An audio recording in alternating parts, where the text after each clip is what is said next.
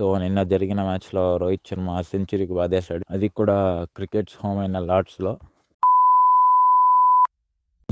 So hello guys, welcome back to our channel cinematic crease.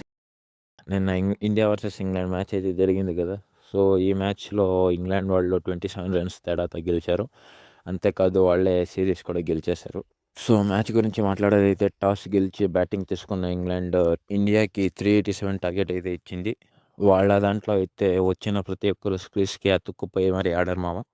Ben Duckett 141, Jacob Bethell 91, Joe Root 74, అలాగే Buttler అయితే లాస్ట్లో వచ్చి టీంకి మంచి యాక్సిలరేషన్ ఇచ్చాడు. మనం మ్యాచ్ పోవడానికి కూడా ఇదే రీజన్. బట్లర్ లాస్ట్లో జస్ట్ 13 బాల్స్ ఆడి 41 రన్స్ చితగా వాదేశాడు మామ. సో ఈ టార్గెట్ని చేస్ చేయడానికి బరిలోకి దిగిన మన టీంలో రోకో బ్రదర్స్ అదరగొట్టారు, అలాగే మన కెప్టెన్ కూడా అదరగొట్టాడు.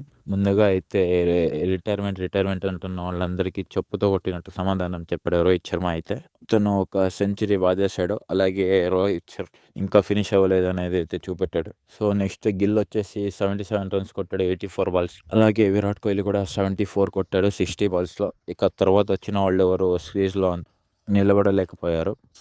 సో నిన్న జరిగిన మ్యాచ్లో రోహిత్ శర్మ సెంచరీకి బాధేశాడు, అది కూడా క్రికెట్స్ హోమ్ అయిన లార్డ్స్లో రికార్డ్ అయిన highest score by any Indian batter మావా ఇన్ ఎనీ ఫార్మాట్. ఇంతకు ముందు అయితే సౌరవ్ గంగూలీ ఉండేది 90 రన్స్. నేను ఇంకా ఫినిష్ అవ్వలేదు అని చెప్పి అందరికీ చెప్పుతో కొట్టినట్టు సమాధానం చెప్పాడు మామ. దీంతో రోహిత్ శర్మ అందరికీ బౌలింగ్ అటాక్ అయితే చాలా దారుణంగా ఫెయిల్ అయింది. ఆఫ్ కోర్స్ బుమ్రా ఉండలేదు, ఓకే, బట్ బుమ్రా లేకపోతే ఇంకెవరు బౌలర్స్ వెళ్ళారా? అసలు ఒకవేళ బుమ్రాకి వరల్డ్ కప్ టైంలో కానీ ఇంజురీ అయితే తర్వాత ఇండియా ఇంటికి పోవాల్సిందేనా?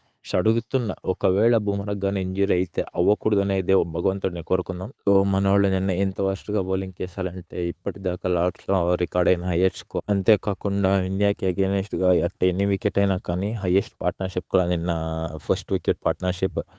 సో మన బౌలింగ్ ఎక్స్పీరియన్స్ ఇంతలా ఫెయిల్ అవ్వడానికి రీజన్ నాకు తెలిసినంత వరకు one of the main reason వచ్చేసి ఎక్స్పీరియన్స్ మావా. టీంలో అయితే అసలు ఎక్స్పీరియన్స్ లేదు. యంగ్ ప్లేయర్స్ అని చెప్పి షమి, భువనేశ్వర్ లాంటి ప్లేయర్స్కి ఛాన్స్ ఇవ్వట్లేదు. ఒకవేళ కానీ ఇలాగే కంటిన్యూ అయితే మనం 27 వరల్డ్ కప్ గురించి అయితే మర్చిపోవాల్సిందే. సో నిన్న మన బౌలింగ్ అటాక్ పైన మీ ఒపీనియన్ ఏంటో కామెంట్ చేయడం మాత్రం మర్చిపోకండి.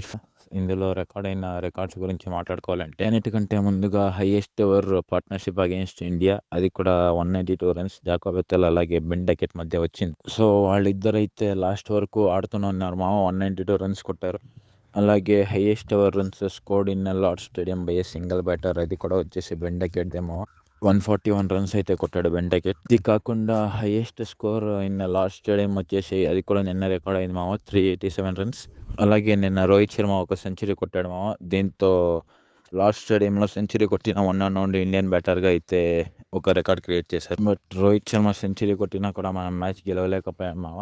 ఇందుకు one of the main reasons వచ్చేసి బుమ్రా గారు మ్యాచ్లో ఉండలేదు. కోర్స్ బుమ్రా గారు లేకపోతే ఇంకా ఇండియా పరిస్థితి ఇంతే అన్న రేంజ్లో అయితే బౌలింగ్ చేశారు. ఒకరి మీద ఒకరు పోటీ మరీ రన్స్ ఇచ్చారు. ఇలా అయితే మనం మీకు 27 వరల్డ్ కప్ గురించి అయితే మర్చిపోవాల్సిందే. That's it for this video మామ. Until next video, tata, take care, bye by.